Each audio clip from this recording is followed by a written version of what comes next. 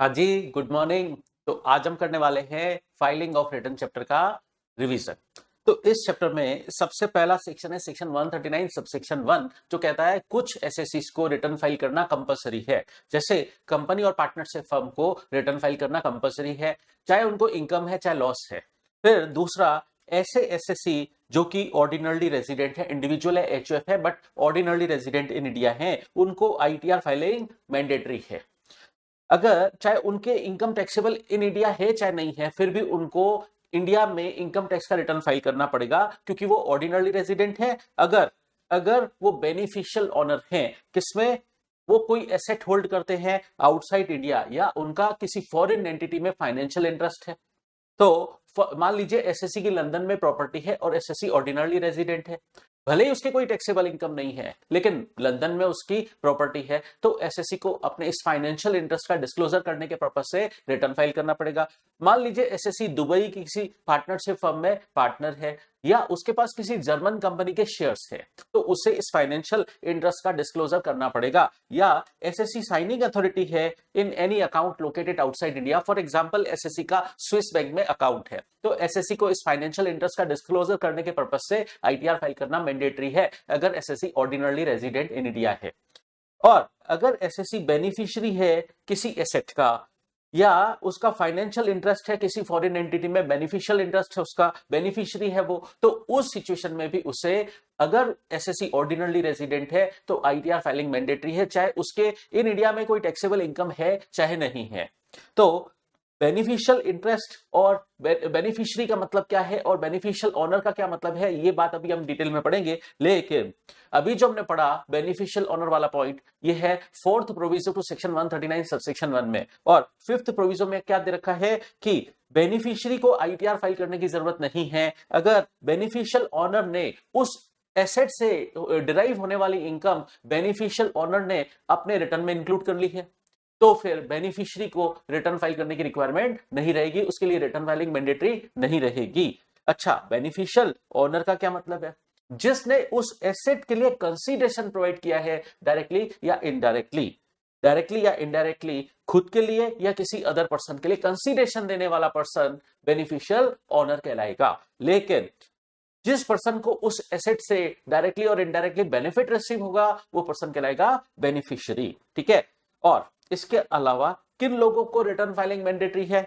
अगर एसएससी की total income chapter 6A के डिडक्शंस क्लेम करने से पहले, मतलब GTI, total income chapter 6A के डिडक्शंस क्लेम करने से पहले, या कैपिटल गेन हेड के एग्जम्पशंस क्लेम करने से पहले। कैपिटल गेन हेड के कौन से एग्जम्पशन है? सेक्शन 54, 54B, 54D, 54EC और 54F, 54G, 54GA, 54GB। ये जो कैपिटल गेन हेड के एग्जम्पशंस हैं, ये क्लेम करने से पहले की इनकम देखी जाएगी। अगर वो income basic income exemption limit को एक्सीड करती है, तो रिटर्न फाइल करना मैंडेटरी है। और कुछ लोगों को इकोनॉमिक क्राइटेरिया के बेस पर रिटर्न फाइल करना मैंडेटरी किया गया है। उसके लिए सेक्शन 139 सबसेक्शन 1 में 7th प्रोविजो ऐड हुआ है, जो क्या बोलता है, अगर कोई पर्सन किसी भी एक बैंक में या कोऑपरेटिव बैंक में, किसी भी बैंक में कितने भी उसके करंट अकाउंट्स हैं, अगर वो उसमें डिपॉजिट कराता है पूरे साल का एग्रीगेट, अगर 1 करोड़ से एक्सीडिंग अमाउंट वो डिपॉजिट कराता है करंट अकाउंट में, तो पूरे साल भर का देखेंगे 1 करोड़ से एक्सीड हो रहा है, तो ऐसे पर्सन को भी आईटीआर फाइलिंग मैंडेटरी है।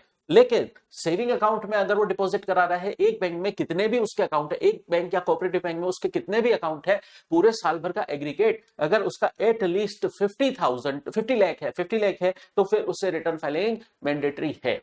तो करंट अकाउंट के लिए limit exceeding 1 crore, saving account के लिए एटलीस्ट 50 लाख। ये पूरे साल का एग्रीगेट देखेंगे हम, अगर इस लिमिट से एक्सीडिंग डिपॉजिट हुआ है, तो फिर उस सिचुएशन में आईटीआर फाइलिंग मैंडेटरी है। यार कैश डिपॉजिट का नहीं बोला है, किसी भी डिपॉजिट का। तीसरा, अगर कोई पर्सन खुद के लिए किसी अदर पर्सन के लिए फॉरेन ट्रेवल पर एक्सपेंडिचर करता है, और ये फॉरेन ट्रेवल का एक्सपेंडिचर पूरे साल का एग्रीगेट अगर 2 लाख रुपए से ज्यादा है, तो उस पर्सन को भी आईटीआर फाइलिंग मैंडेटरी है। या कोई पर्सन का इलेक्ट्रिसिटी का बिल आता है, पूरे साल भर का एग्रीगेट अमाउंट अगर 1 लाख से एक्सीडिंग है, तो उस पर्सन को भी आईटीआर फाइलिंग मैंडेटरी है। फिर बिजनेस के केस में अगर किसी पर्सन का टर्नओवर, ग्रॉस एसेट्स, सेल्स वगैरह अगर 60 लाख से एक्सीडिंग है तो आईटीआर फाइलिंग मैंडेटरी है। और प्रोफेशन के केस में अगर उसकी ग्रॉस एसेट्स 10 लाख से एक्सीडिंग है तो रिटर्न फाइलिंग करना मैंडेटरी है। या कोई पर्सन के पास टीडीएस टीसीएस की एग्रीगेट क्रेडिट एटलीस्ट 25,000 है पूरे साल भर की during the relevant previous year की, तो उसे आईटीआर फाइलिंग मैंडेटरी है। लेकिन ये 25,000 की limit senior citizen plus resident के लिए 50,000 कंसीडर की जाएगी। तो अगर सीनियर सिटीजन है और रेजिडेंट है और उसकी टीडीएस टीसीएस की क्रेडिट अगर एग्रीगेट पूरे during the relevant previous year की कम से कम 50,000 है तो उसे आईटीआर फाइल करना मैंडेटरी है। फिर आईटीआर फाइल करने की ड्यू डेट क्या है? कंपनी एसएससी के लिए 31 अक्टूबर, रेलेवेंट असेसमेंट ईयर का 31 अक्टूबर। और ऑडिटेड एसएससी जो चाहे इनकम टैक्स एक्ट में ऑडिट करवा रहे हैं या किसी अदर लॉ में ऑडिट करवा रहे हैं, शॉर्ट में हम बोले ऑडिटेड एसएससी, उनके लिए भी 31 अक्टूबर। या एक ऐसी पार्टनरशिप फर्म जिसकी ऑडिट होती है इनकम टैक्स में या किसी अदर लॉ में, ऐसी पार्टनरशिप फर्म के जो भी पार्टनर हैं उन पार्टनर्स के लिए भी उनका पर्सनल रिटर्न फाइल करने की टाइम लिमिट क्या हो जाएगी? 31 अक्टूबर। फिर ऐसे एसएससी चाहे कंपनी एसएससी है चाहे नॉन कंपनी एसएससी है, लेकिन उन पर ट्रांसफर प्राइसिंग के नॉर्म्स एप्लीकेबल होते हैं अंडर सेक्शन 92E और उनको एक सीए रिपोर्ट सबमिट करनी पड़ती है इन फॉर्म नंबर 3 CEB। तो उनके लिए आईटीआर फाइल करने की ड्यू डेट हो जाएगी 30 November of relevant assessment year. बाकी इसके अलावा रेजिडुअल कैटेगरी ऑफ एसएससी मतलब अदर एसएससी के लिए रिटर्न फाइल करने की ड्यू डेट क्या रहेगी? 31 July of relevant assessment year. अच्छा, अब जिन एसएस अगर इस सेकंड रो में अगर ऐसा एसएससी जिस पर ट्रांसफर प्राइसिंग के नॉर्म्स एप्लीकेबल है वो एक पार्टनरशिप फर्म है, तो उस पार्टनरशिप फर्म का आईटीआर चूंकि उस पर ट्रांसफर प्राइसिंग के नॉर्म्स एप्लीकेबल है तो उसका आईटीआर कब जाएगा? 30 नवंबर तक। तो उसके जो पार्टनर्स होंगे उनका भी आईटीआर फाइल करने की ड्यू डेट क्या हो जाएगी? 30 November of relevant assessment year. लेकिन जो पर्सन आईटीआर फाइल नहीं करते, रिटर्न फाइल करने में डिले हो जाती है, तो उसके क्या नतीजे होंगे? रिटर्न लगे इंटरेस्ट पे करना पड़ेगा सेक्शन 234A में 1% पर मंथ और पार्ट ऑफ मंथ। लेकिन वो इंटरेस्ट कंप्यूट किस पर होता है? नेट टैक्स पेबल पर। अगर नेट टैक्स पेबल नहीं बन रहा है तो इंटरेस्ट नहीं लगेगा। और लेट फीस तो लगेगी। लेट फीस कितनी लगेगी वो हम ऑलरेडी डिस्कस कर चुके हैं। तो 234 में लेट फीस हम ऑलरेडी डिस्कस कर चुके हैं। जिन लोगों की टोटल इनकम 5 लाख रुपए तक है तो उनके लिए 1,000 रुपए लेट फीस लगेगी। जिनकी टोटल इनकम 5 लाख रुपए को एक्सीड करती है उनके लिए 5,000 रुपए लेट फीस लगेगी सेक्शन 234 में। फिर अगर आपका आईटीआर लेट हुआ और आप ड्यू डेट तक फाइल नहीं कर पाए तो आप कुछ लॉसेस का कैरी फॉरवर्ड क्लेम नहीं कर पाएंगे। वो हम पढ़ चुके हैं set off at carry forward of losses chapter में सेक्शन 80 हमने पढ़ा था। फिर कुछ डिडक्शन आपको नहीं मिलेंगे, इनकम रिलेटेड डिडक्शन जो अंडर चैप्टर 6A में हेडिंग C में होते हैं, वो इनकम रिलेटेड डिडक्शन आप क्लेम नहीं कर पाओगे अगर आपका आईटीआर लेट होता है। और अगर आपका आईटीआर लेट होता है तो अगर आपका टैक्स रिफंड बन रहा है तो उस पे डिपार्टमेंट आपको जो इंटरेस्ट देगा सेक्शन 244A में वो उतने पीरियड का नहीं देगा जितनी डिले एसएससी की वजह से रिटर्न फाइलिंग में हुई है। उस डिले का इंटरेस्ट, उस डिले पीरियड का इंटरेस्ट डिपार्टमेंट एसएससी को नहीं देगा। कारण डिले एसएससी की वजह से हुई है इसलिए उतने पीरियड का इंटरेस्ट डिपार्टमेंट एसएससी को नहीं देगा रिफंड पर। फिर section 139(1)B E filing of return, इसके लिए आपको इनकम टैक्स डिपार्टमेंट की पोर्टल पर ई फाइलिंग करनी होती है, ड्यू डेट तक करनी होगी। और इनकम टैक्स डिपार्टमेंट की पोर्टल क्या है? www.incometax.gov.in। इस पर आपको ई फाइलिंग करनी होती है। और ई फाइलिंग के 2 प्रोसीजर है। पहला प्रोसीजर है आप without digital signature ITR file करो, ई फाइल करो। और इस केस में जो एक्नॉलेजमेंट जनरेट होती है, एक्नॉलेजमेंट जो जनरेट होती है वो आईटीआर वी कहलाती है। V stands for verification. तो जो एक्नॉलेजमेंट जनरेट हुई वो आपको, अगर आप without digital signature e filing कर रहे हैं तो जो एक्नॉलेजमेंट जनरेट होगी वो आपको ई फाइल करने की डेट से 30 दिन के अंदर बेंगलोर में जो गवर्नमेंट ने सीपीसी सेंटर बना रखा है वहां पर भेजनी पड़ेगी साइंड कॉपी।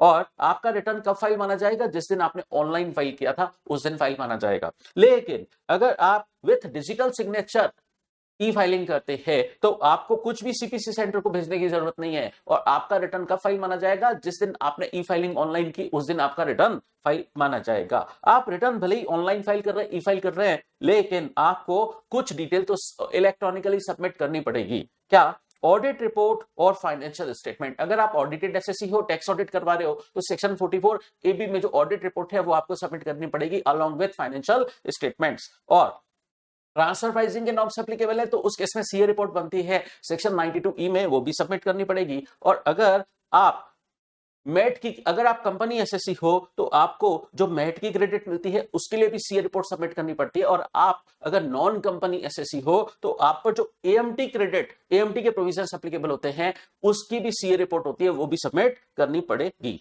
अब समझते हैं सेक्शन 139 सबसेक्शन 3, लॉस का भी रिटर्न फाइल करना पड़ेगा अगर आप लॉस को कैरी फॉरवर्ड करना चाहते हो। कौन से लॉस को? Section 72 other business loss, 73 other speculative loss, 73A specified business का लॉस, सेक्शन 74 कैपिटल लॉस और 74A loss from the activity of owning and maintaining resources. अगर आप इन लॉसेस को कैरी फॉरवर्ड करना चाहते हो तो आपको लॉस का भी रिटर्न ड्यू डेट तक फाइल करना पड़ेगा। अब समझते हैं बिलेटेड रिटर्न कब तक फाइल हो सकता है। सेक्शन 139 सबसेक्शन 4 बोलता है कि अगर आप ड्यू डेट तक रिटर्न फाइल नहीं कर पाए या आपके पास सेक्शन 142 का नोटिस आया था, उसमें जो टाइम अलाउड हुआ था उसमें आप रिटर्न फाइल नहीं कर पाए थे, तो आप बिलेटेड रिटर्न फाइल कर सकते हैं। कब तक फाइल कर सकते हैं? रेलेवेंट असेसमेंट ईयर के 31 दिसंबर तक, मतलब 31 दिसंबर 2024 तक आप फाइल कर सकते हैं, या जब तक आपका असेसिंग ऑफिसर असेसमेंट कंप्लीट नहीं करता, बिफोर कंप्लीशन ऑफ असेसमेंट। इन दोनों में से जो भी अर्लियर है आपको बिलेटेड रिटर्न तब तक फाइल कर देना है।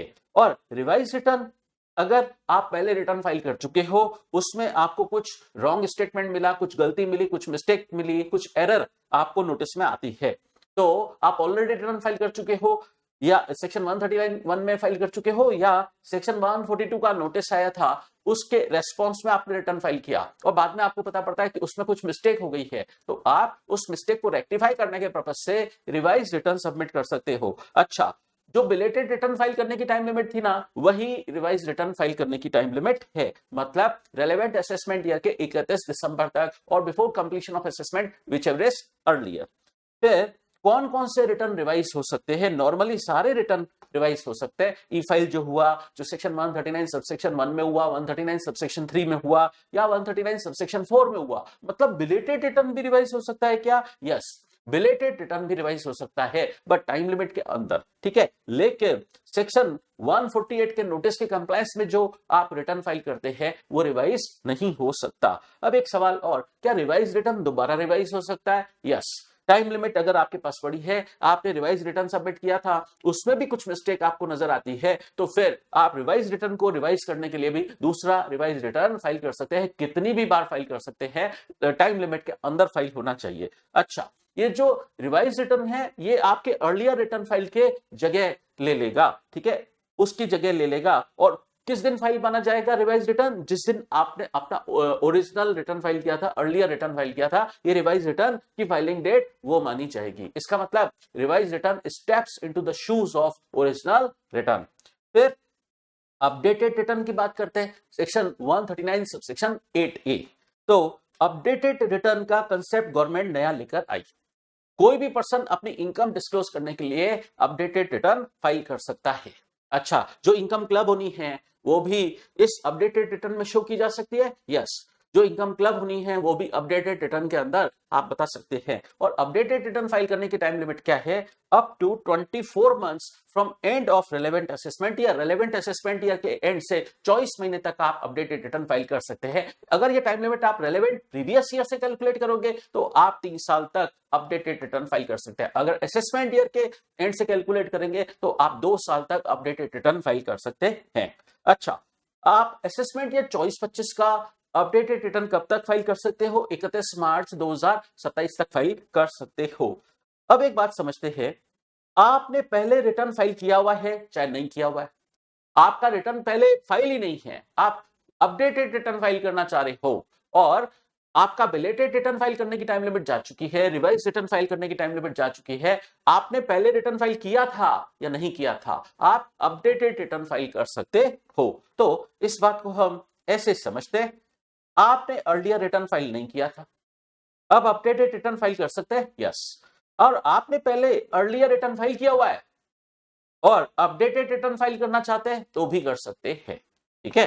तो 2 सिचुएशन बनती है, आपका पहले अर्लियर रिटर्न फाइल ही नहीं है तो अपडेटेड रिटर्न फाइल कर सकते हैं। यस, आपका पहले अर्लियर रिटर्न फाइल है, नॉर्मल रिटर्न फाइल है और अपडेटेड रिटर्न फाइल कर सकते हैं क्या? यस, कर सकते हैं।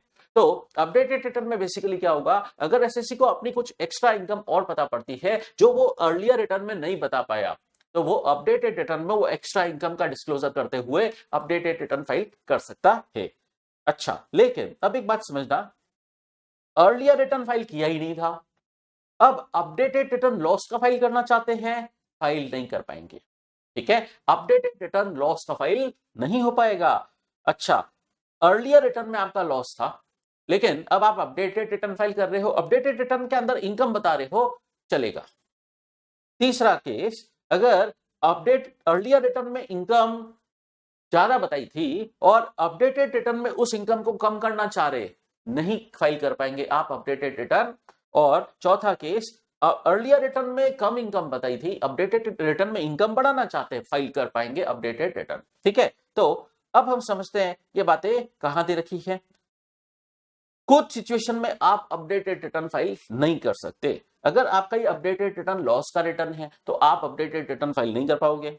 अगर अपडेटेड रिटर्न फाइल करने से आपकी टैक्स लायबिलिटी डिक्रीज हो रही है तो भी आप अपडेटेड रिटर्न फाइल नहीं कर पाएंगे, या आपका रिफंड जनरेट हो रहा है अपडेटेड रिटर्न फाइल करने से, या रिफंड इंक्रीज हो रहा है तो भी आप अपडेटेड रिटर्न फाइल नहीं कर पाएंगे। अब कुछ सिचुएशंस और समझते हैं, उन सिचुएशंस में भी आप अपडेटेड रिटर्न फाइल नहीं कर पाओगे। पहला केस, आप पहले से अपडेटेड रिटर्न फाइल किया हुआ है आपका, अब दूसरा अपडेटेड रिटर्न फाइल करना चाहते हो। पहले अपडेटेड रिटर्न फाइल किया हुआ है जिस ईयर का, और उसी ईयर का आप अपडेटेड रिटर्न फाइल करना चाहते हैं, फाइल नहीं कर पाएंगे। और अगर आपके अगेंस्ट कोई इनकम टैक्स डिपार्टमेंट में प्रोसीडिंग्स पेंडिंग है या कंप्लीट हो गई है उस ईयर के रेस्पेक्ट में, उस जिस ईयर के रेस्पेक्ट में आप अपडेटेड रिटर्न फाइल करना चाह रहे हैं, आपकी इनकम टैक्स डिपार्टमेंट में कोई प्रोसीडिंग पेंडिंग चल रही है, कोई केस चल रहा है उसी ईयर का, या वो उस ईयर का केस कंप्लीट भी हो चुका है, तो भी आप उस ईयर का रिटर्न अपडेटेड रिटर्न फाइल नहीं कर पाएंगे। या आप गवर्नमेंट के नोटिफाइड क्लास ऑफ पर्संस हैं तो भी आप अपडेटेड रिटर्न फाइल नहीं कर पाएंगे। फिर अगर आपके लिए प्रोसिक्यूशन प्रोसीडिंग्स इनिशिएट हो गई हैं, मतलब जेल जाने की कार्रवाई शुरू हो गई है, आपने इनकम टैक्स में कोई डिफॉल्ट किया है, इसकी वजह से आपकी प्रोसीडिंग्स इनिशिएट हो गई है फॉर प्रोसिक्यूशन, तो भी आप अपडेटेड रिटर्न फाइल नहीं कर पाएंगे। अब एक बात और समझना, अगर किसी पर्टिकुलर ईयर में आपके लॉस था तो उसका आपने अर्लियर रिटर्न फाइल किया हुआ है और वो रिटर्न ड्यू डेट तक फाइल किया हुआ है। ठीक है, मतलब अर्लियर ईयर में आपका लॉस था और वो आपने ड्यू डेट तक अर्लियर रिटर्न फाइल कर दिया था। अब अपडेटेड रिटर्न अगर फाइल कर रहे हो तो वो इनकम का ही होना चाहिए, मतलब अर्लियर रिटर्न में लॉस था, अब आप अपडेटेड रिटर्न फाइल कर रहे हैं तो उसके अंदर इनकम होनी चाहिए, उसके अंदर लॉस नहीं होना चाहिए। अब एक बात और समझना, आपने किसी पर्टिकुलर ईयर का अपडेटेड रिटर्न फाइल किया, ठीक है, जिसकी वजह से आपका कोई लॉस या अनएब्सॉर्ब्ड डेप्रिसिएशन का क्लेम या एएमटी की क्रेडिट या मैट की क्रेडिट अफेक्ट हुई। ठीक है, अगर आपने अपडेटेड रिटर्न किसी ईयर का फाइल किया, उस ईयर में कोई लॉस अफेक्ट हुआ या अनएब्सॉर्ब्ड डेप्रिसिएशन का क्लेम अफेक्ट हुआ या एएमटी की क्रेडिट अफेक्ट हुई, ठीक है, तो इस बात को ऐसे समझो, यहां पर मैंने बोला अगर आपने अपडेटेड रिटर्न फाइल किया किसी पर्टिकुलर ईयर का जिसकी वजह से उसका लॉस कम हो गया या अनएब्सॉर्ब्ड डेप्रिसिएशन रिड्यूस हो गया, एएमडी की क्रेडिट रिड्यूस हो गई, जिसका इफेक्ट सब्सिक्वेंट ईयर में भी पड़ रहा है, जिसका इफेक्ट सब्सिक्वेंट ईयर में भी पड़ रहा है, तो आपको सब्सिक्वेंट ईयर का भी अपडेटेड रिटर्न फाइल करना पड़ेगा। ठीक है, अच्छा ये बात तो मैंने बता दी थी, अर्लियर रिटर्न लॉस का है, अपडेटेड रिटर्न आपको इनकम का फाइल करना है अगर तो आप कर सकते हैं, बट इस बात पे ज्यादा ध्यान दीजिए, आपने एक पर्टिकुलर ईयर का क्या फाइल किया, अपडेटेड रिटर्न, उसमें लॉस था या अनएब्सॉर्ब्ड डेप्रिसिएशन आपने क्लेम किया या एएमटी की क्रेडिट क्लेम की, वो रिड्यूस हुई थी, अब उसका इफेक्ट किसी सब्सिक्वेंट ईयर में भी पड़ रहा है, तो क्या सब्सिक्वेंट ईयर का भी अपडेटेड रिटर्न आपको फाइल करना पड़ेगा? यस, आपने एक ईयर का अपडेटेड रिटर्न फाइल किया जिसने सब्सिक्वेंट ईयर के लॉसेस या अनएब्सॉर्ब्ड डेप्रिसिएशन के क्लेम या एएमटी की क्रेडिट को अफेक्ट कर दिया, रिड्यूस कर दिया, तो सब्सिक्वेंट ईयर का भी आपको अपडेटेड रिटर्न फाइल करना होगा। ठीक है, अब समझते हैं हम डिफेक्टिव रिटर्न। डिफेक्टिव रिटर्न मतलब इनकम्प्लीट रिटर्न।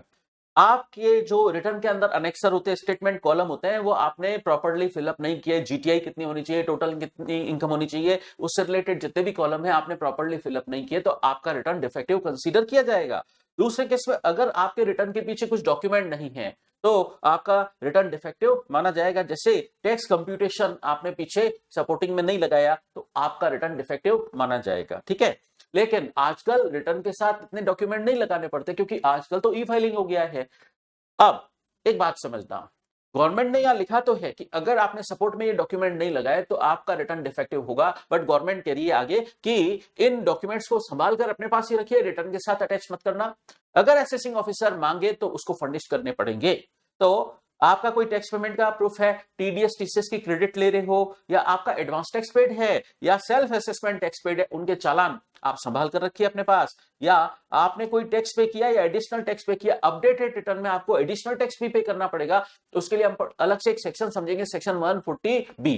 तो उसका भी प्रूफ आपके पास होना चाहिए। और अगर आपकी टैक्स ऑडिट हुई है तो टैक्स ऑडिट की कॉपी आपको रिटर्न के साथ अटैच करनी पड़ती है, तो वो भी अटैच करनी पड़ेगी। और किसी दूसरे लॉ में ऑडिट हुई है तो उसकी भी ऑडिट रिपोर्ट की कॉपी आपको अटैच करनी पड़ेगी। अगर कॉस्ट ऑडिट हुई है तो कॉस्ट ऑडिट की कॉपी भी आपको अटैच करनी पड़ेगी। और आपने सीजीडीएस कैपिटल गेन डिपॉजिट स्कीम में कुछ डिपॉजिट कराया है, जिसके बेस पर आपने कैपिटल गेन चैप्टर में सेक्शन 54 सीरीज के एग्जामिशन क्लेम किए हैं, तो सीजीडीएस में जो डिपॉजिट कराया है उसका प्रूफ आपके अपने पास रखना पड़ेगा। इसके अलावा अगर आप regular books of accounts maintain करते हो, अगर regular books of accounts maintain करते हो तो आपको manufacturing account, trading account, P&L, balance sheet मतलब फाइनेंशियल स्टेटमेंट सारे सबमिट करने पड़ेंगे। अगर आपका प्रोप्राइटरी बिजनेस और प्रोफेशन है तो अपना पर्सनल अकाउंट मतलब कैपिटल अकाउंट प्रोप्राइटर का सबमिट करना पड़ेगा। अगर आप पार्टनरशिप फर्म, एओपीबीओई वगैरह हो तो सारे पार्टनर्स के, मेंबर्स के आपको पर्सनल अकाउंट मतलब कैपिटल अकाउंट आपको एनक्लोज करने पड़ेंगे। फिर अगर आप पार्टनर हो या मेंबर हो एओपीबीओई में, अलग अलग फर्मों में आप पार्टनर हो, मेंबर हो, तो आपको उन अलग अलग फर्मों में अपना कैपिटल अकाउंट आपको अपने पर्सनल रिटर्न के साथ अटैच करना पड़ेगा। लेकिन अगर आप regular books of accounts maintain नहीं करते तो भी आपको मिनिमम इंफॉर्मेशन तो देनी पड़ेगी। क्या मिनिमम इंफॉर्मेशन एक्सपेक्टेड है कि आपका टर्नओवर का एक टोटल फिगर बताना होगा कि आपका टोटल टर्नओवर कितना है, या आपकी ग्रॉस रिसीप्ट कितनी है, जीपी कितना है, ग्रॉस प्रॉफिट कितना है, आपके टोटल एक्सपेंसेस कितने हैं और नेट प्रॉफिट कितना है। ये एक सिंगल टोटल फिगर बताना होगा। और ये नेट फिगर, ये नेट प्रॉफिट आपने कंप्यूट कैसे किया, उसका बेसिस क्या था, ये भी आपको बताना पड़ेगा। और आपके डेटर्स कितने, टोटल फिगर, क्रेडिटर्स कितने, टोटल फिगर बताना पड़ेगा। स्टॉक इन रेट एक सिंगल फिगर बताना पड़ेगा। या कैश बैलेंस कितना था ईयर एंड पर, क्लोजिंग कैश बैलेंस कितना था, ये भी आपको बताना पड़ेगा। अगर आप regular books of accounts maintain नहीं करते हैं तो भी आपको मिनिमम इंफॉर्मेशन तो सप्लाई करनी पड़ती है। फिर अगर आपका रिटर्न डिफेक्टिव है तो असेसिंग ऑफिसर उसको कैसे डील करेगा, वो आपको एक लेटर के थ्रू इंटीमेट करेगा कि वो आपके इस रिटर्न को डिफेक्टिव कंसीडर कर रहा है। तो एसएससी को अपना defect with in 15 days intimation की डेट से उसको अपना डिफेक्ट रिमूव करना पड़ेगा 15 दिन के अंदर। एसएससी को लगता है कि वो 15 दिन के अंदर डिफेक्ट रिमूव नहीं कर पाएगा तो असेसिंग ऑफिसर को एप्लीकेशन दे कि मेरा टाइम एक्सटेंड किया जाए। उस सिचुएशन में असेसिंग ऑफिसर उसका टाइम एक्सटेंड कर सकता है और एक्सटेंडेड टाइम के अंदर फिर एसएससी को अपना डिफेक्ट रिमूव करना होगा। अब एक बात समझते हैं, क्या डिफेक्टिव रिटर्न इनवैलिड रिटर्न में कन्वर्ट हो सकता है क्या? तो डिफेक्टिव रिटर्न इनवैलिड रिटर्न में कब कन्वर्ट होगा? अगर एसएससी अपना डिफेक्ट रिमूव नहीं करता 15 दिन और एक्सटेंडेड टाइम के अंदर वो अपना डिफेक्ट रिमूव नहीं करता तो उसका रिटर्न इनवैलिड कंसीडर किया जाएगा और ये माना जाएगा कि उसने रिटर्न फाइल ही नहीं किया है।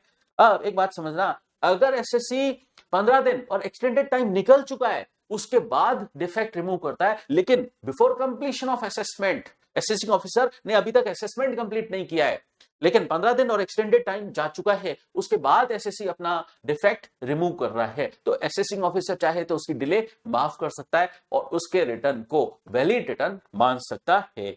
अब एक बात समझते हैं, रिटर्न डिफेक्टिव है लेकिन एसेसिंग ऑफिसर फिर भी उसको वैलिड रिटर्न मान सकता है, लेकिन अगर वो इस रिटर्न को डिफेक्टिव कंसीडर कर रहा है तो असेसिंग ऑफिसर ये डिफेक्ट एसएससी को बताने के लिए बाउंड है, इंटीमेट करना पड़ेगा। अब एक बात और समझते हैं, पैन नंबर से रिलेटेड सेक्शन 139A और रिलेटेड रूल 114। पैन नंबर आपको पता है ये 10 डिजिट अल्फा न्यूमेरिक नंबर होता है, 10 डिजिट अल्फा न्यूमेरिक नंबर होता है जिसके पहले 5 डिजिट अल्फाबेट्स होते हैं, अगले 4 न्यूमेरिक होते हैं और लास्ट फिर अल्फाबेट होता है। कुछ केसेस में एसएससी को पैन नंबर ऑब्टेन करने के लिए कंपल्सरी एप्लीकेशन लगानी होगी। ये जो केसेस है ना यहाँ इस टेबल में दोबारा रिपीट हो रहे हैं तो सीधे मैं इस टेबल में चलता हूं, लेकिन यहाँ कुछ बात पेंडिंग है जो नीचे कवर नहीं होगी, वो पहले डिस्कस कर लेता हूं। पैन नंबर ऑब्टेन करना कुछ लोगों के लिए कंपलसरी है, जैसे इंपोर्टर और एक्सपोर्टर जो है उनको पैन नंबर ऑब्टेन करना कंपलसरी है, या जो पर्सन अपना जीएसटी में रजिस्ट्रेशन करवाना चाहते हैं, जीएसटी में रजिस्ट्रेशन पैन बेस्ड है, इसलिए पैन नंबर पहले ऑब्टेन करना पड़ेगा। अब पैन नंबर ऑब्टेन करने के लिए क्या करना होता है, उसका एप्लीकेशन फॉर्म है फॉर्म नंबर 49A, लेकिन फॉरेन सिटीजन के लिए 49AA।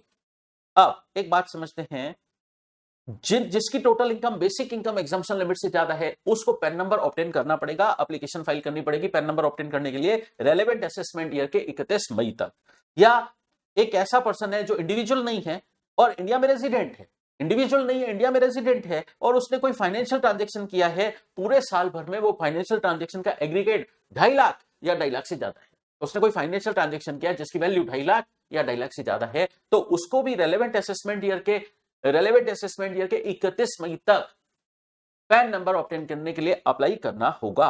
या कोई पर्सन इस सेकंड वाली कैटेगरी में जो पर्सन फॉल करता है वो इंडिविजुअल तो नहीं है, लेकिन फॉर एग्जांपल कंपनी है तो उसमें जो भी मैनेजिंग डायरेक्टर है उसको भी पैन नंबर ऑब्टेन करना पड़ेगा कंपल्सरली। या ये पर्सन सेकंड रॉ में जो फॉल कर रहा है वो पार्टनरशिप फर्म है तो पार्टनर को भी पैन नंबर ऑब्टेन करना पड़ेगा।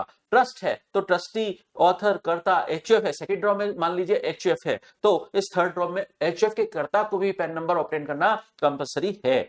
Chief executive officer, principal officer जो भी सेकंड रॉ में फॉल कर रहे हैं उनसे जो भी एसोसिएटेड पार्टी है, जैसे सेकंड रॉ में पार्टनरशिप फर्म है तो उससे एसोसिएटेड पार्टी कौन हुआ, पार्टनर, तो पार्टनर को भी अपना पैन नंबर ऑब्टेन करने के लिए एप्लीकेशन फाइल करनी पड़ेगी रेलेवेंट असेसमेंट ईयर के 31 मई तक। फिर जो लोग बिजनेस और प्रोफेशन चला रहे हैं उनकी सेल्स, ग्रॉस रिसीव्स वगैरह अगर 5 लाख रुपए को एक्सीड कर रही है पूरे साल भर में तो भी उनको ईयर एंड से पहले उनको पैन नंबर के लिए एप्लीकेशन फाइल करनी पड़ेगी। या पब्लिक चैरिटेबल ट्रस्ट है या पब्लिक रिलीजियस ट्रस्ट है जिनको आईटीआर फाइलिंग मैंडेटरी कर रखी है गवर्नमेंट ने सेक्शन 139 सबसेक्शन 4A में, उनको भी ईयर एंड होने से पहले पैन नंबर के लिए अप्लाई करना होगा। फिर एक बात समझते हैं, आपका एक बैंक में चाहे एक अकाउंट है चाहे मल्टीपल अकाउंट है, एक बैंक, कोऑपरेटिव बैंक या पोस्ट ऑफिस में एक अकाउंट है या मल्टीपल अकाउंट है, उनमें आप कैश डिपॉजिट करा रहे हो एग्रीगेट 20 लाख या 20 लाख से ज्यादा एक फाइनेंशियल ईयर में कैश डिपॉजिट करा रहे हो या कैश विड्रॉवल कर रहे हो, वन और मोर अकाउंट में सेम बैंक में आपके एक से ज्यादा अकाउंट है, उन सबका एग्रीगेट करके देखेंगे 20 लाख या 20 लाख से ज्यादा की आप कैश विड्रॉ कर रहे हो पूरे साल भर में तो भी आपको पैन नंबर कंपल्सरली ऑब्टेन करना पड़ेगा। और अगर आप करंट अकाउंट ओपन कर रहे हैं या सीसी अकाउंट ओपन कर रहे हैं, मतलब ओडी लिमिट या सीसी लिमिट के लिए आप बैंक में अप्लाई कर रहे हैं तो भी आपके पास पैन नंबर होना चाहिए। और इसके लिए आपको कब तक अप्लाई करना पड़ेगा, जिस डेट को आप ये फाइनेंशियल ट्रांजेक्शन कर रहे हो उससे कम से कम 7 दिन पहले आपको अप्लाई करना पड़ेगा, पैन नंबर के लिए एप्लीकेशन फाइल करनी पड़ेगी। अब हम समझते हैं पैन नंबर और आधार नंबर इंटरचेंजेबली यूज हो सकते हैं। पैन नंबर और आधार नंबर इंटरचेंजेबली यूज हो सकते हैं। अगर आपको पैन नंबर अभी तक अलॉट नहीं हुआ है बट आपके पास आधार नंबर है तो आप अपना आधार नंबर जैसे ही कोड करेंगे इनकम टैक्स डिपार्टमेंट आपको सुमोटो अपने आप पैन नंबर अलॉट कर देगा। ठीक है, अब एक बात और समझना, आपके पास पैन नंबर है और आपका ये पैन नंबर आधार नंबर से लिंक कराया हुआ है तो उस सिचुएशन में आप अपना रिटर्न फाइल करते वक्त आधार नंबर भी लिखोगे चलेगा। ठीक है, दोबारा सुनिए मैंने क्या बोला, आपके पास पैन नंबर है और आपने इस पैन नंबर को आधार नंबर से लिंक करवा रखा है और रिटर्न फाइल करते वक्त आप सिर्फ अपना आधार नंबर मेंशन कर रहे हो तो चलेगा। अब एक बात और समझते हैं, अगर आपके पास पैन नंबर नहीं है बट आधार नंबर है तो मैंने क्या बोला था, आप अपना आधार नंबर जैसे ही बताएंगे इनकम टैक्स डिपार्टमेंट आपको सुमोटो अपने ओन मोशन पर पैन नंबर अलॉट कर देगा और इस केस में आपको पैन नंबर के लिए अलग से कोई भी डॉक्यूमेंट या फीस पे करने की जरूरत नहीं है, कोई भी डॉक्यूमेंट सबमिट करने की जरूरत नहीं है। ठीक है, आपने अपना आधार नंबर बताया, इनकम टैक्स डिपार्टमेंट आपको सुमोटो पैन नंबर भी अलॉट कर देगा। अब हम समझते हैं कुछ ऐसे ट्रांजैक्शंस जहां पर सीबीडीटी ने कंपलसरी कर दिया है कि आपको पैन नंबर मेंशन करना पड़ेगा, पैन नंबर कोड करना पड़ेगा, तो उसके लिए है रूल 114B। पहला केस है, अगर आप मोटर व्हीकल जिनका रजिस्ट्रेशन रिक्वायर्ड है अंडर मोटर व्हीकल एक्ट में उनकी सेल परचेस करते हो तो बायर और सेलर दोनों को अपना पैन नंबर बताना पड़ेगा। फिर अगर आप बैंक अकाउंट ओपन कर रहे हो अदर देन वो गवर्नमेंट का जो प्रधानमंत्री जन धन योजना के तहत होता है उसमें नहीं, उसमें तो आप आधार नंबर भी दे सकते हो। ठीक है, यहां पर इस अकाउंट के अलावा आप कोई नॉर्मल बैंक अकाउंट ओपन करते हो तो आपको से बैंक पैन नंबर डिमांड करेगी, बैंक कोऑपरेटिव बैंक वगैरह। या आप क्रेडिट कार्ड डेबिट कार्ड के लिए अप्लाई कर रहे हैं तो आपसे भी पैन नंबर मांगा जाएगा, या डीमैट अकाउंट ओपन कर रहे हैं तो पैन नंबर मांगा जाएगा, या आप किसी रेस्टोरेंट में बिल पे कर रहे हैं कैश में और वो अमाउंट अगर एक्सीड कर रहा है 50,000 को, सिंगल टाइम पर कैश में पेमेंट कर रहे हैं और एक्सीडिंग 50,000 का पेमेंट कर रहे हैं तो रेस्टोरेंट वाले आपसे पैन कार्ड की कॉपी मांगेंगे। या आप फॉरेन ट्रेवल कर रहे हो या फॉरेन करेंसी परचेस कर रहे हो एट एनी वन टाइम पर कैश में, और आप पेमेंट कर रहे हैं कैश में 50,000 से ज्यादा, तो आपसे वो ट्रेवल एजेंसी या जो भी मनी चेंजर है वो आपसे पैन कार्ड की कॉपी लेगा। आप म्यूचुअल फंड की यूनिट्स परचेस कर रहे हैं एक्सीडिंग 50,000 की, या कैश नहीं लिखा है, एक्सीडिंग 50,000 की, अगर आप म्यूचुअल फंड की यूनिट्स परचेस कर रहे हैं तो आपसे पैन कार्ड की कॉपी मांगी जाएगी। या किसी कंपनी और इंस्टीट्यूशन के बॉन्ड या डिबेंचर परचेस कर रहे हैं एक्सीडिंग 50,000 के, तो भी इस सिचुएशन में आपसे पैन नंबर मांगा जाएगा। या आप आरबीआई के बॉन्ड परचेस कर रहे हैं एक्सीडिंग 50,000 के, तो इस सिचुएशन में भी आपसे पैन कार्ड की कॉपी मांगी जाएगी। या आप किसी बैंक में या कोऑपरेटिव बैंक में एक सिंगल डे में 50,000 से एक्सीडिंग कैश डिपॉजिट करा रहे हैं तो भी बैंक या कोऑपरेटिव बैंक आपसे पैन नंबर डिमांड करेगा। या आप डीडी बनवा रहे हैं, पे ऑर्डर, बैंकर चेक बना रहे हैं किसी बैंक से या कोऑपरेटिव बैंक से, और आप पेमेंट कर रहे हैं उसका एक सिंगल डे में 50,000 से एक्सीडिंग, तो बैंक और कोऑपरेटिव बैंक आपसे पैन कार्ड की कॉपी मांगेगा। आप टाइम डिपॉजिट करा रहे हैं, टाइम डिपॉजिट मतलब एफडी, आरडी वगैरह, बैंक में, कोऑपरेटिव बैंक में या पोस्ट ऑफिस में या निधि कंपनी में या एनबीएफसी में, एक्सीडिंग 50,000 की, एक सिंगल अमाउंट 50,000 को एक्सीड कर रहा है या पूरे फाइनेंशियल ईयर का एग्रीगेट 5 लाख को एक्सीड कर रहा है।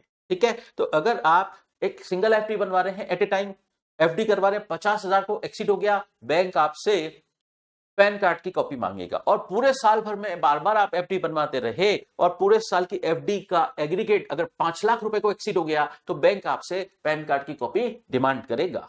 फिर अगर आप पेमेंट कर रहे हैं किसके लिए, प्रीपेड पेमेंट इंस्ट्रूमेंट के लिए, किसके prepaid payment instrument, bank, cooperative bank, कोई भी आरबीआई की गाइडलाइन में कोई भी इंस्टीट्यूशन है, under payment and settlement systems act के तहत अगर आप पेमेंट कर रहे हैं फॉर प्रीपेड पेमेंट इंस्ट्रूमेंट्स के लिए, तो और वो अमाउंट आपका 50,000 से ज्यादा है पूरे फाइनेंशियल ईयर का, तो आपको पैन कार्ड की कॉपी देनी पड़ेगी। फिर अगर आप एक सिंगल इंश्योरेंस कंपनी को लाइफ इंश्योरेंस प्रीमियम पे कर रहे हो 50,000 से ज्यादा, पूरे साल भर में 50,000 से ज्यादा अगर आप लाइफ इंश्योरेंस प्रीमियम पे कर रहे हो तो वो लाइफ इंश्योरेंस कंपनी आपसे पैन कार्ड की कॉपी मांगेगी।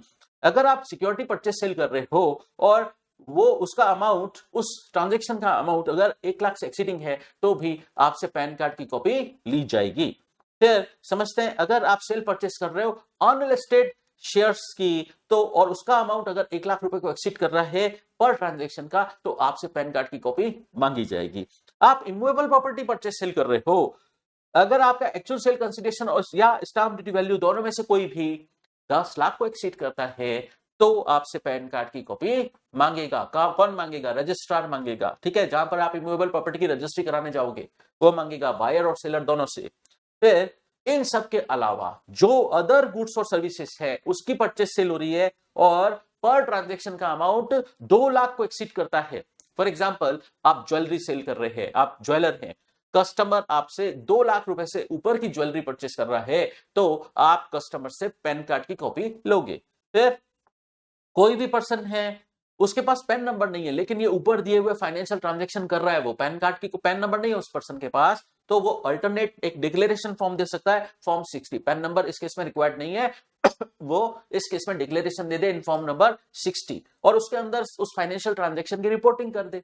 लेकिन ये बेनिफिट कंपनी और पार्टनरशिप फर्म को नहीं है, उनके पास तो पैन नंबर होना ही चाहिए, वो फॉर्म नंबर 60 नहीं दे सकते। फिर अगर कोई माइनर है और उसके कोई टैक्सेबल इनकम है ही नहीं, तो फिर मान लीजिए उसे अकाउंट ओपन करवाना है, किसी माइनर को बैंक में अकाउंट ओपन करवाना है और उसके कोई टैक्सेबल इनकम नहीं है, तो उस केस में वो अपने फादर, मदर या गार्जियन का पैन नंबर रिपोर्ट कर सकता है, उसके बेस पर उस माइनर का भी बैंक अकाउंट ओपन हो जाएगा। अच्छा, पैन नंबर ऑब्टेन करना कंपलसरी है लेकिन ऑब्टेन नहीं किया गया तो 10,000 रुपए पेनल्टी लगेगी। फिर अब हम समझते हैं पैन नंबर या आधार नंबर आपका जिन ट्रांजैक्शंस में कोट करना जरूरी है, उससे जो भी रिलेटेड पार्टी होंगी, जो वो ट्रांजैक्शन कर रहा है जो ट्रांजैक्शन कर रहा है वो पैन नंबर या आधार नंबर कोड करे और उसको ऑथेंटिकेट करे, और जो पर्सन उससे रिलेटेड डॉक्यूमेंट रिसीव कर रहा है, डॉक्यूमेंट रिसीव करने वाला पर्सन भी पैन नंबर या आधार नंबर को चेक करे कि ड्यूली कोटेड है, लिखा है, और ऑथेंटिकेट करे, वेरीफाई करे ये पैन नंबर और आधार नंबर सही है या नहीं। इसका मतलब जो ट्रांजैक्शन कर रहा है उस पर्सन की भी लायबिलिटी है, और उससे रिलेटेड डॉक्यूमेंट जो पर्सन रिसीव कर रहा है उस पर्सन की भी लायबिलिटी है। अब हम समझते हैं सेक्शन, पैन नंबर का सेक्शन पढ़ा था आपने 139A। अब कोटिंग ऑफ आधार नंबर, इसका है AA, 139AA। 1 जुलाई 2017 से गवर्नमेंट ने आधार नंबर कोड करना मैंडेटरी किया कि अगर आप पैन नंबर ऑब्टेन करने के लिए, पैन नंबर के अलॉटमेंट के लिए पैन एप्लीकेशन फाइल कर रहे हो तो आपको उसके अंदर आधार नंबर कोड करना पड़ेगा, या ITR फाइल कर रहे हो तो भी उसके अंदर आपको आधार नंबर भी कोड करना पड़ेगा। अब आपका कहना है आपके पास आधार नंबर नहीं है और आप रेजिडेंट इंडिविजुअल हो, तो गवर्नमेंट कहती है अगर आप रेजिडेंट इंडिविजुअल हो और अभी तक आपको आधार नंबर अलॉट नहीं हुआ है, कोई बात नहीं, आप आधार के लिए अप्लाई करिए और उसकी एनरोलमेंट ID का नंबर इसके अंदर मेंशन कर दीजिए। पैन नंबर के लिए अप्लाई कर रहे हैं, आधार नंबर नहीं है आपके पास, तो आधार एनरोलमेंट ID लिख दीजिए, या ITR फाइल कर रहे हैं बट आपके पास आधार नंबर नहीं है तो कोई बात नहीं, आधार एनरोलमेंट ID मेंशन कर दीजिए।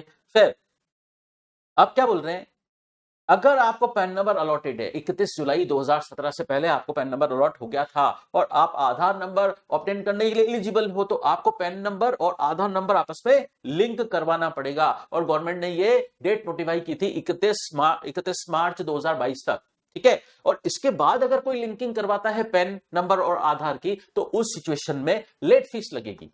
लेट फीस हम पढ़ेंगे आगे चलकर, 1000 रुपए लेट फीस लगेगी लिंकिंग करवाने की, अगर इस नोटिफाइड डेट के बाद लिंकिंग होती है, ठीक है। तब तक क्या हो जाएगा, अगर आपका पैन नंबर इनऑपरेटिव हो गया तो वो दोबारा ऑपरेटिव कब से बनेगा, जब लिंकिंग कराओगे उसके विदिन 30 डेज आपका पैन नंबर जो इनऑपरेटिव हो गया था वो ऑपरेटिव कर दिया जाएगा। लेकिन अगर आप आधार को पैन नंबर से लिंक नहीं करवाते हैं तो क्या नतीजे भुगतने पड़ेंगे। गवर्नमेंट का कहना है 1 जुलाई 2023 से 1 जुलाई 2023 से आप नेगेटिव कॉन्सिक्वेंसेस अप्लाई होना शुरू हो जाएंगे अगर आपने अपने पैन नंबर और आधार नंबर को लिंक नहीं करवाया है। जैसे इस इनऑपरेटिव पैन नंबर के बेसिस पर आप अपना ITR फाइल नहीं कर पाओगे। दूसरा, इनकम टैक्स डिपार्टमेंट आपके पेंडिंग रिटर्न की प्रोसेसिंग भी नहीं करेगा और आपका जो पेंडिंग रिफंड है वो इस इनऑपरेटिव पैन नंबर के बेस पर अलॉट नहीं होगा। और अगर आपका रिटर्न डिफेक्टिव है तो उसकी जो पेंडिंग प्रोसीडिंग्स थी वो कंप्लीट नहीं की जाएंगी, मतलब डिफेक्टिव रिटर्न है। अब आपका ये डिफेक्टिव रिटर्न वैलिड रिटर्न कभी भी नहीं बनेगा अगर आपका पैन नंबर इनऑपरेटिव हो गया तो। और एक बात और, TDS TCS चैप्टर में हमने समझा था कि अगर आपका पैन नंबर नहीं है तो या पैन नंबर इनऑपरेटिव हो गया है तो उसके लिए आपके पास ऊपर क्या लगेगा, अगर आप पेई हो तो TDS की हायर रेट लगेगी, और आप अगर कलेक्टी हो तो TCS की हायर रेट लगेगी, ठीक है। तो जो भी आप पेयर है वो आपसे हायर रेट से TDS कलेक्शन करेगा, या जो भी TCS कलेक्टर है वो आपसे हायर रेट से TCS कलेक्शन करेगा अगर आपका पैन नंबर इनऑपरेटिव हो गया तो, ठीक है। बट ये नेगेटिव कॉन्सिक्वेंसेस अप्लाई कब से होंगे, 1 जुलाई 2023 से। बट हाँ, लेट फीस तो लगेगी ही। लेट फीस लगना कब से शुरू हो गई है, 31/3/2022 से। लिंकिंग नहीं कराई है तो लेट फीस तो 1000 रुपए लगेगी। लेकिन कुछ लोगों पर ये लिंकिंग वाली बात एप्लीकेबल नहीं होगी। जिन लोगों को गवर्नमेंट ने नोटिफाई कर दिया है या लिंकिंग कराने की प्रोसेस से एग्जेम्प्ट कर दिया है उन लोगों को लिंकिंग नहीं करवानी है। अब एक बात समझना, CBDT ने सर्कुलर इशू किया कि अब से सारे रिटर्न जब फाइल होंगे उसके आधार नंबर के बगैर फाइल नहीं होंगे। फिर अगर किसी पर्सन के पास पैन नंबर है और उसने अपने आधार नंबर को लिंक नहीं करवाया है तो उसका भी रिटर्न फाइल नहीं होगा। अब एक बात और समझना, ये जो रिक्वायरमेंट है पैन नंबर और आधार नंबर लिंक हो जाए, कुछ लोगों पर एप्लीकेबल नहीं है। ये लिंकिंग वाली बात कुछ लोगों पर एप्लीकेबल नहीं है। जैसे कोई पर्सन इंडिविजुअल है और उसके पास आधार नंबर नहीं है, लेकिन वो इंडिविजुअल है, उसके पास आधार नंबर नहीं है, और वो नॉन रेजिडेंट है, वो NRI है, उसके पास आधार नंबर नहीं है, चलेगा। वो पैन नंबर और आधार नंबर को लिंक नहीं कराए, चलेगा। या वो इंडिया का सिटीजन नहीं है, इंडिविजुअल है बट इंडिया का सिटीजन नहीं है, तो भी उसको पैन नंबर और आधार नंबर को लिंक कराने की रिक्वायरमेंट नहीं है। या जो वेरी सीनियर सिटीजन हो गया है, जिसकी एज कम से कम 80 इयर्स हो गई है, उसको भी लिंकिंग करवाने की जरूरत नहीं है पैन नंबर और आधार नंबर को। या जो आसाम, जम्मू एंड कश्मीर या मेघालय में रेजिडेंट पर्सन हैं, इंडिविजुअल है, बट उससे पैन नंबर और आधार नंबर को लिंक करवाने की जरूरत नहीं रहेगी। फिर हम समझते हैं, अगर पैन नंबर और आधार नंबर को नोटिफाइड डेट जो हमने पढ़ी थी 31/3/2022 तक कोई पर्सन लिंक नहीं करवा पाया है, तो अगर आज वो लिंक करवाता है तो लिंक करवाने पर लेट फीस लगती है सेक्शन 234H में, कितनी? 1000। फिर सेक्शन 139B में हम समझते हैं टीआरपी की स्कीम, टैक्स रिटर्न प्रिपेयर की स्कीम, जो सीबीडीटी ने बनाई। टीआरपी के रूप में कौन काम कर सकता है? एक इंडिविजुअल को टीआरपी के रूप में काम करने के लिए अथॉराइज किया जा सकता है, लेकिन कुछ लोग टीआरपी बन ही नहीं सकते। कौन? शेड्यूल्ड बैंक में जो ऑफिसर है, जहां पर एसएससी अपना अकाउंट मेंटेन करता है, उस शेड्यूल्ड बैंक का जो ऑफिसर है वो टीआरपी के रूप में काम नहीं कर सकता। एक लीगल प्रैक्टिशनर, एक चार्टेड अकाउंटेंट टीआरपी के रूप में काम नहीं कर सकता। लेकिन जो टीआरपी है वो भी कुछ रिटर्न फाइल नहीं कर पाएगा। मान लीजिए जैसे वो कंपनी एसएससी का रिटर्न फाइल नहीं कर सकता है, टीआरपी कंपनी एसएससी का रिटर्न फाइल नहीं कर सकता है, या ऐसे एसएससी जो ऑडिटेड है इनकम टैक्स एक्ट के सेक्शन 44AB में या किसी दूसरे लॉ में ऑडिटेड है, उनके भी रिटर्न टीआरपी फाइल नहीं कर पाएगा। या नॉन रेजिडेंट है कोई person during the relevant previous year, उसका भी रिटर्न टीआरपी फाइल नहीं कर पाएगा। और जो रिटर्न फाइल किया जा रहा है सेक्शन 142 के नोटिस के रेस्पॉन्स में, या 148 के नोटिस के रेस्पॉन्स में, या सेक्शन 153A क्या होता है? रेड होती है तब नोटिस आता है, उस नोटिस के कंप्लायंस में जो रिटर्न फाइल होता है वो भी टीआरपी फाइल नहीं कर पाएगा। फिर टीआरपी होने की एजुकेशनल क्वालिफिकेशन क्या है? उसके पास किसी भी रिकॉग्नाइज्ड यूनिवर्सिटी और इंस्टीट्यूशन की बैचलर डिग्री होनी चाहिए, या वो सीए इंटर है, ठीक है, तो सीए इंटर है या सीएमए इंटर है या सीएस एग्जीक्यूटिव उसने कर रखा है, तो भी वो टीआरपी बन सकता है। और टीआरपी एसएससी का रिटर्न फाइल करने में उसको हेल्प करेगा, और रिटर्न पर वो टीआरपी को भी अपने खुद के सिग्नेचर, एसएससी तो सिग्नेचर करेगा ही, टीआरपी को भी एसएससी के रिटर्न पर अपने सिग्नेचर अफेक्स करने पड़ेंगे। अब एक बात और समझना, एसएससी अपना रिटर्न टीआरपी के थ्रू रिवाइज नहीं करा पाएगा अगर उसका जो पहले का return, original return, earlier return file था वो सेम टीआरपी के थ्रू फाइल नहीं हुआ, या अदर टीआरपी के थ्रू, वो पहले वाला रिटर्न अगर टीआरपी के थ्रू फाइल नहीं है, पहले वाला रिटर्न अगर टीआरपी के थ्रू फाइल नहीं है, अब उसका रिटर्न रिवाइज करवा रहे, तो वो रिवाइज रिटर्न भी टीआरपी के थ्रू फाइल नहीं हो पाएगा। इसका मतलब अर्लियर रिटर्न टीआरपी के थ्रू फाइल है, चाहे वो सेम हो चाहे अदर हो, टीआरपी के थ्रू अर्लियर रिटर्न फाइल है, तो फिर उसी को रिवाइज कर रहे हैं तो रिवाइज हो जाएगा। लेकिन अर्लियर रिटर्न टीआरपी के थ्रू फाइल नहीं है तो रिवाइज रिटर्न उसका टीआरपी फाइल नहीं कर पाएगा।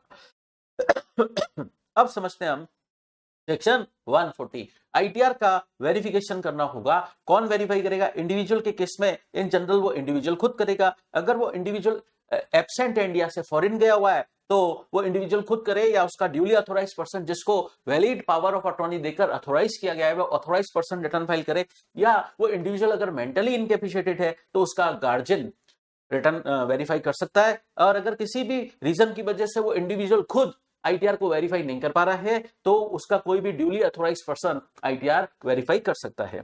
एचयूएफ के केस में आईटीआर नॉर्मली कर्ता वेरीफाई करेगा, लेकिन कर्ता अगर एब्सेंट फ्रॉम इंडिया या मेंटली इनकैपेसिटेड है तो इस सिचुएशन में उस एचयूएफ का कोई भी एडल्ट मेंबर, चाहे मेल हो चाहे फीमेल हो, आईटीआर वेरीफाई कर सकता है। या मेंटली इनकैपेसिटेड है करता तो भी उस सिचुएशन में other adult member of the family वो आईटीआर फाइल कर सकता है, उसको वेरीफाई कर सकता है।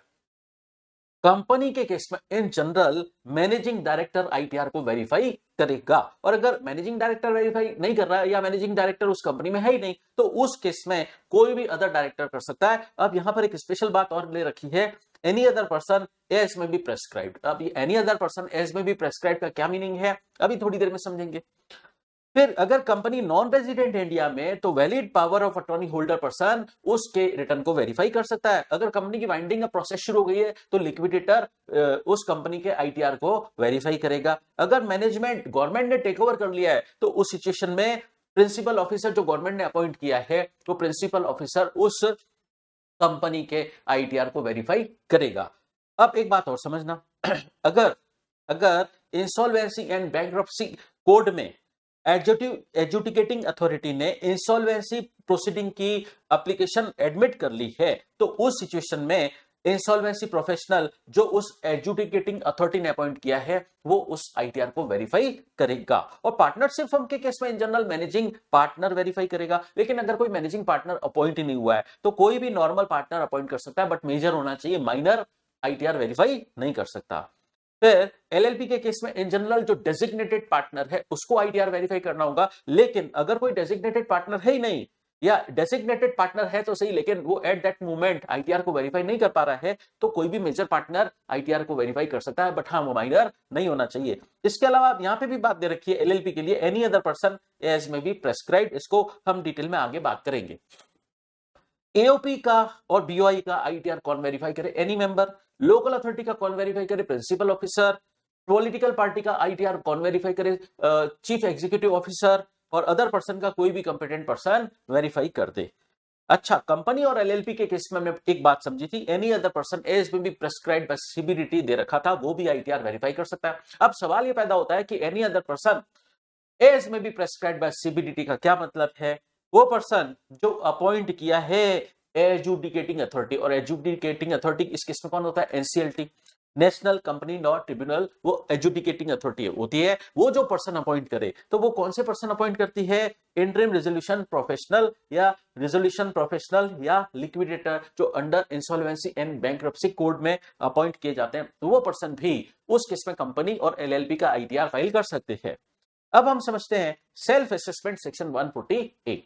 जो भी पर्सन अपना आईटीआर फाइल कर रहा है उसको अपनी टैक्स लायबिलिटी का खुद ही कैलकुलेशन करना होगा, इसको हम बोलते हैं सेल्फ असेसमेंट। तो रिटर्न फाइल कर रहे हैं सेक्शन 139 में, या सेक्शन 142 का नोटिस आया, 148 का नोटिस आया, या 153A में नोटिस आया, उस नोटिस के रेस्पॉन्स में रिटर्न फाइल कर रहे हैं, तो जब भी हम रिटर्न फाइल कर रहे हैं तो एसएससी को कैलकुलेशन करना होगा क्या? Self assessment tax. मतलब उसको जो सेक्शन 140A में पेमेंट करना है उसकी कैलकुलेशन कैसे होगी? उसके लिए एसएससी अपनी पहले टोटल इनकम कंप्यूट करे, फिर अपनी टैक्स लायबिलिटी कंप्यूट करे। टैक्स लायबिलिटी कंप्यूट करने में कुछ चीजें डिडक्ट हो जाएंगी। किसी दूसरे पर्सन ने एसएससी का टीडीएस काटा है, या उसे टीसीएस कलेक्ट किया है, या एसएससी ने एडवांस टैक्स पे किया हुआ है, तो उसकी क्रेडिट लेस हो जाएगी। और अगर एसएससी कोई रिलीफ क्लेम करने के लिए एलिजिबल है अंडर सेक्शन 86, सेक्शन 89, सेक्शन 90, 98, 91 में, तो वो भी डिडक्ट हो जाएगी। या एसएससी कंपनी एसएससी है, उसको मेट की क्रेडिट अलाउेबल है, तो वो लेस हो जाएगी टैक्स लायबिलिटी में से। या एसएससी नॉन कंपनी है, उसको एएमटी की क्रेडिट अलाउेबल है, तो ये इस टैक्स लायबिलिटी में से लेस हो जाएगी। और फिर फाइनल टैक्स आ जाएगा, इसमें सेक्शन 234A B C का इंटरेस्ट जोड़ा जाएगा, और अगर लेट फीस बन रही है सेक्शन 234F में, वो भी जुड़ जाएगी। और ये tax interest late fees SSC return file करते वक्त पे कर दे। ठीक है। अब ये जो 234 ABC का इंटरेस्ट होता है ना, शुरू में तो रिटर्न इनकम के हिसाब से कैलकुलेट होता है, लेकिन जब असेसिंग ऑफिसर एसएससी का असेसमेंट करता है तो 234A और 234B का इंटरेस्ट किस पे फिर कैलकुलेट करता है असेसिंग ऑफिसर? एसेस्ड इनकम पर। लेकिन जो 234C का इंटरेस्ट होता है वो अनचेंज्ड ही रहता है, क्योंकि वो रिटर्न इनकम पर ही कायम रह जाता है। अब एक बात और समझते हैं, अगर सेक्शन 140A में कम पेमेंट हुआ, सेल्फ असेसमेंट टैक्स का कम पेमेंट हुआ, शॉर्टफॉल रह गई, तो जो भी अमाउंट पे हुआ वो कम पे हुआ है ना, तो वो पहले किसके टुवर्ड्स माना जाएगा? वो पहले लेट फीस के टुवर्ड्स माना जाएगा, फिर इंटरेस्ट के टुवर्ड्स माना जाएगा, उसके बाद वो टैक्स के टुवर्ड्स माना जाएगा। पहले लेट फीस पेड मानी जाएगी, फिर इंटरेस्ट पेड माना जाएगा, सबसे लास्ट में टैक्स पेड माना जाएगा, अगर सेल्फ असेसमेंट टैक्स को पे करने में शॉर्टफॉल रही है। अब हम बात करते हैं अपडेटेड रिटर्न। हमने जब अपडेटेड रिटर्न का कंसेप्ट पढ़ा था सेक्शन 139 सब सेक्शन 8A में, तब हमने पढ़ा था एसएससी को एडिशनल टैक्स पे करना पड़ेगा। ठीक है, अपडेटेड रिटर्न एडिशनल टैक्स के बगैर फाइल नहीं होगा, एडिशनल टैक्स पे करवाया जाएगा एसएससी से। तो वो एडिशनल टैक्स कैसे कैलकुलेट होगा, तो उसके बारे में बात समझते हैं हम। अगर एसएससी का पहले अर्लियर रिटर्न फाइल नहीं हुआ है और वो सीधे अपडेटेड रिटर्न फाइल कर रहा है, ठीक है, अगर अर्लियर रिटर्न फाइल नहीं हुआ है और सीधे वो अपडेटेड रिटर्न फाइल कर रहा है, देखिए इससे रिलेटेड हमने अपडेटेड रिटर्न से रिलेटेड बातें हमने समझी थी, अपडेटेड रिटर्न से रिलेटेड हमने बातें समझी थी। आ जाइए एक बार दोबारा अपडेटेड रिटर्न में, अपडेटेड रिटर्न में आइए, वहां पर हमने ये बातें समझी। देखो अपडेटेड रिटर्न जो होता है वो कैसे फाइल होगा? अभी आपका रेलेवेंट प्रीवियस ईयर क्या है? 23-24, जिसका असेसमेंट ईयर है 24-25, ठीक है, इसका बिलेटेड रिटर्न फाइल करने का टाइम कब तक का है? 31 दिसंबर 2024 तक। अगर एसएससी की ये डेट मिस हो गई और एसएससी बिलेटेड रिटर्न फाइल नहीं कर पाता है, तो मैंने क्या बोला कि एसएससी कब तक रिटर्न फाइल कर पाएगा? रेलेवेंट असेसमेंट ईयर के एंड से, रेलेवेंट असेसमेंट ईयर के एंड से वो 2 साल तक। और रेलेवेंट असेसमेंट ईयर एंड कब हो रहा है? 31/3/2025 को, तो इस ईयर के एंड से वो 2 साल तक अपडेटेड रिटर्न फाइल कर सकता है। तो मैंने क्या बोला, प्रीवियस ईयर 23-24 का रिटर्न अगर हम कैलकुलेट करते हैं प्रीवियस ईयर से तो 3 साल, अगर हम असेसमेंट ईयर से कैलकुलेट करते हैं तो 2 साल। जैसे असेसमेंट ईयर से कैलकुलेट कर रहे हैं, असेसमेंट ईयर है 24-25, ठीक है, तो 2 साल मतलब 25-26, 26-27, तो एंड क्या हुआ 31/3/2027 तक आप अपडेटेड रिटर्न फाइल कर सकते हैं। ये हमने बात समझी, ठीक। अब एक बात समझना, वैसे तो असेसमेंट ईयर के एंड से आप 2 साल तक अपडेटेड रिटर्न फाइल कर सकते हो। अब गवर्नमेंट का कहना है अगर आप 1 साल के अंदर ही फाइल कर रहे हो अपडेटेड रिटर्न, तो यहां पर आपको एडिशनल टैक्स पे करना रहेगा 25%, ठीक है। और अगर 1 साल निकल चुका है और आप इस पीरियड में रिटर्न फाइल कर रहे हैं, तो आपको एडिशनल टैक्स कितना भरना पड़ेगा, 50%। ये 25% और 50% की बात हम आगे देखेंगे कि एडिशनल टैक्स की कैलकुलेशन समझेंगे हम कौन से सेक्शन में आएगी, सेक्शन 140B के सबसेक्शन 3 में, वो डिटेल में हम समझेंगे 25% या 50% वाला प्रोविजन कब अप्लीकेबल होगा। चलिए अब दोबारा चलते हैं हम सेक्शन 140B में। 140B की टैक्स ऑन अपडेटेड रिटर्न की कैलकुलेशन कैसे होगी।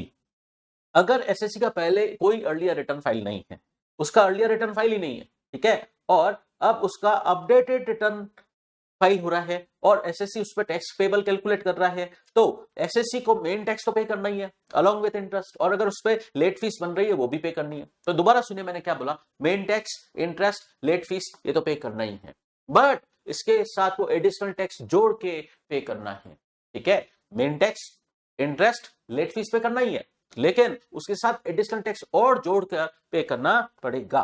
और ये इंटरेस्ट कोई भी हो सकता है, मतलब आईटीआर लेट फाइल किया उसका इंटरेस्ट हो सकता है, क्या एडवांस टैक्स से रिलेटेड सेक्शन 234B 234C के इंटरेस्ट हो सकते हैं, बट मेन टैक्स पे किया, इंटरेस्ट पे किया, लेट फीस पे की, उसके साथ वो एडिशनल टैक्स भी जोड़ के पे करना पड़ेगा जो हमने सेक्शन 140B सबसेक्शन 3 में कंप्यूट किया, कब, अपडेटेड रिटर्न फाइल करने से पहले। लेकिन ये जो टैक्स पेबल कैलकुलेट किया हमने वो after deducting the following calculate होगा। आपने जो एडवांस टैक्स ऑलरेडी पे कर दिया था वो लेस हो जाएगा, और टीडीएस टीसीएस की क्रेडिट लेस होगी कि नहीं, वो भी लेस होगी, और अगर आप कोई रिलीफ क्लेम करने के लिए एलिजिबल हो वो भी लेस हो जाएगा, और अगर मैट की क्रेडिट, आप कंपनी एसएससी हो, मैट की क्रेडिट आपको अवेलेबल है तो वो भी लेस हो जाएगी। अगर आप नॉन कंपनी एसएससी हो तो आपको जो एएमटी की क्रेडिट मिलती है वो भी आप लेस कर सकते हैं। और अपडेटेड रिटर्न में मैंने बोला आपको मेन टैक्स पे करना है, एडिशनल टैक्स भी पे करना है, इंटरेस्ट पे करना है, और लेट फीस वो आपको पेमेंट का प्रूफ अपडेटेड रिटर्न के साथ अकॉम्पनी करना पड़ेगा, अटैच करना पड़ेगा। अब हम समझते हैं अगर पहले एसएससी का अर्लियर रिटर्न फाइल है और वो अपडेटेड रिटर्न फाइल कर रहा है, पहले उसका अर्लियर रिटर्न फाइल है और वो अपडेटेड रिटर्न फाइल कर रहा है, तो उसको क्या पेमेंट करना पड़ेगा, मेन टैक्स तो पे करना ही पड़ेगा, इंटरेस्ट पे करना पड़ेगा, लेट फीस पे करनी पड़ेगी, और एडिशनल टैक्स का भी पेमेंट करना पड़ेगा। हाँ, अब एक बात और समझना, अगर अर्लियर रिटर्न फाइल है और उसमें टैक्स वो इंटरेस्ट पेड है, उसमें इंटरेस्ट पेड है, और अपडेटेड रिटर्न दोबारा फाइल हो रहा है, पहले अर्लियर रिटर्न फाइल है उसमें इंटरेस्ट पेड है, अब अपडेटेड रिटर्न फाइल जब हो रहा है तो अपडेटेड रिटर्न के अंदर जो इंटरेस्ट और बढ़ेगा, तो पुराना वाला जो इंटरेस्ट पेड है वो लेस करके जो इंक्रीमेंटल इंटरेस्ट बन रहा है वो ही आपको अपडेटेड रिटर्न की फाइलिंग के टाइम पर पे करना है, ठीक है। अब एक बात और समझते हैं, आप जब ये टैक्स पेबल कैलकुलेट कर रहे हैं तो कुछ चीजें लेस करेंगे, इस टैक्स पेबल को कैलकुलेट करने के लिए कुछ चीजें लेस होंगी। क्या, कोई रिलीफ है जिसकी आपने अर्लियर रिटर्न में क्रेडिट ली थी वो लेस होगी, अपडेटेड रिटर्न में भी लेस होगी, या जो सेक्शन 140A मतलब जो सेल्फ असेसमेंट टैक्स पे किया था आपने अर्लियर रिटर्न के टाइम पर, उसकी भी क्रेडिट आपको मिलेगी अपडेटेड रिटर्न फाइल करते वक्त। लेकिन अब ये जो 2 पॉइंट हैं, टीडीएस और टीसीएस की क्रेडिट अगर आपने पहले क्लेम नहीं की थी अर्लियर रिटर्न में, वो अब आप अपडेटेड रिटर्न में क्लेम कर सकते हो क्या, यस क्लेम कर सकते हो। अच्छा, आपने मैट, आप कंपनी एसएससी हो, मैट की क्रेडिट आपको मिलती है, या आप नॉन कंपनी एसएससी हो आपको एएमटी की क्रेडिट मिलती है, लेकिन ये क्रेडिट, मैट की क्रेडिट या एएमटी की क्रेडिट आपने अर्लियर रिटर्न में क्लेम नहीं की थी, अपडेटेड रिटर्न में क्लेम कर सकते हो क्या, हाँ क्लेम कर सकते हैं, क्योंकि आपने अर्लियर रिटर्न में क्लेम नहीं की थी, अर्लियर रिटर्न में क्लेम नहीं की थी। अब लेकिन आपने पहले अर्लियर रिटर्न फाइल किया हुआ है, आपने अर्लियर रिटर्न फाइल किया हुआ है और उसके बेस पर आपको टैक्स रिफंड मिल गया, इनकम टैक्स डिपार्टमेंट ने उस अर्लियर रिटर्न के बेस पर आपको टैक्स रिफंड जारी कर दिया था, इश्यू कर दिया था।